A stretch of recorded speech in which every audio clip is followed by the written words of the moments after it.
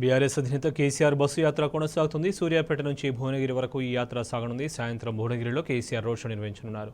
సూర్యాపేట నుంచి తిమ్మాపురం, అరోపల్లి, తిరుమలగిరి, దేవరుప్పల, పాలకుర్తి మీదుగా భువనగిరి వరకు రోడ్ షో కొనసాగుతుంది. అభ్యర్థి క్యావం మల్లేష్ను గెలిపించాలని కోరుతూ కలెక్టరేట్ నుండి వినాయక చౌరస్తా వరకు రోడ్ షో సాగనుంది. అనంతరం వినాయక చౌరస్తా వద్ద కేసీఆర్ ప్రజలను ఉద్దేశించి ప్రసంగిస్తారు.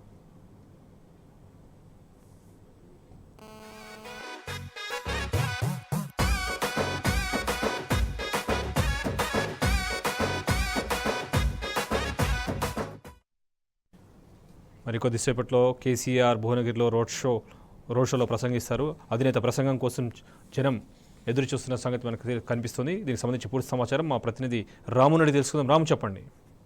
శోభన్, 2 రోజులుగా ఉమ్మడి నల్గొండ జిల్లా వ్యాప్తంగా గులాబీ పండుగ జరుగుతున్నట్టుగా మనకు కనిపిస్తా ఉంది. గులాబీ కార్యకర్తల్లో ఫుల్ జోష్ మనకు కనిపిస్తా ఉంది. గులాబీ కార్యకర్తల ఇంట ఒక పండుగ జరుగుతున్నట్టుగా మనకు కనిపిస్తా ఉంది. దానికి కారణం బీఆర్ఎస్ అధినేత కేసీఆర్ 2 రోజులుగా ఉమ్మడి నల్గొండ జిల్లాలోనే ఇక్కడ పర్యటిస్తుండడం, ఉమ్మడి నల్గొండ జిల్లాలోనే రాజకీయ సమాలోచనలు చేయడం, ఉమ్మడి నల్గొండ జిల్లాలోని 2 పార్లమెంటు ఏదైతే పార్లమెంట్ సెగ్మెంట్ల పైన ప్రత్యేక దృష్టి సారించడం, ప్రతి ఒక్కరిని కలవడం కూడా ప్రతి ఒక్కరిని ఆనందానికి గురి చేస్తా ఉంది.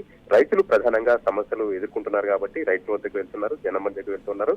ఈ రోజు కూడా సూర్యాపేట నుంచి బయలుదేరి భువనగిరికి వస్తున్నట్టు క్రమంలో అరవపల్లిలో, తిరుమలగిరిలో, జనగామ, దేవరపల్లిలో కూడా ప్రతి ఒక్క చోట రైతులు కట్టపాట ప్రతి ఒక్క చోట కూడా కేసీఆర్ గారు ఆగి వారి కష్టసుఖాలు తెలుసుకుంటున్నారు.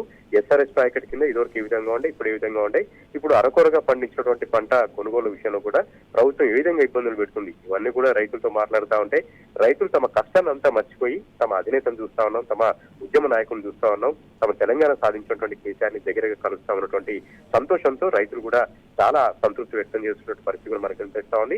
ప్రస్తుతం కేసీఆర్ గారి కాన్వాయ్ దేవరుప్పుల దాటింది. ఆ తర్వాత ఆలేరు మీదుగా భువనగిరికి చేరుకుంటుంది. భువనగిరిలో అయితే మనం ఇసుకేస్తే రాలినంతగా దాదాపు 20-30 వేల మంది కార్యకర్తలు ఇక్కడికి వచ్చి ఉన్నారు. చుట్టుపక్కల గ్రామాల నుంచి రాజకీయాలకు అతీతంగా, పార్టీలకు అతీతంగా మహిళలు, రైతులు, యువకులందరూ కూడా తరలి వచ్చారు. కేసీఆర్ గారి కోసం ఎంతగానో ఎదురు చూస్తా ఉన్నారు.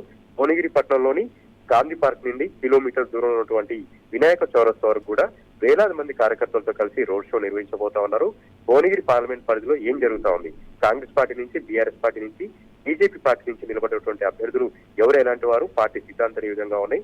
ప్రధానంగా బీఆర్ఎస్ పార్టీ ఇక్కడ గెలవాల్సిన ఆవశ్యకతలు కేసీఆర్ గారు వివరిస్తారు కాబట్టి ఆ ప్రసంగం పట్ల సర్వత్రా కూడా ఉత్కంఠ ఉంది. పక్కనే బస్వాపూర్ రిజర్వాయర్ నిర్మించారు. ఆలోచన ప్రాజెక్టులో భాగంగా 90% పూర్తయినటువంటి బస్వాపూర్ రిజర్వాయర్ ఇప్పుడు పనులు ఎందుకు ఆగిపోయాయి, ఇవన్నీ కూడా కేసీఆర్ గారు వివరిస్తారు కాబట్టి రైతన్నల్లో ఉత్సాహం మనకు కనపడతా ఉంది. 2 రోజులుగా ఉమ్మడి నల్గొండ జిల్లాలోనే కేసీఆర్ గారు పర్యటన చేస్తుండడం చారికర్తల్లో అయితే నూతన ఉత్తేజాన్ని నింపిందని మనం చెప్పుకోవచ్చు.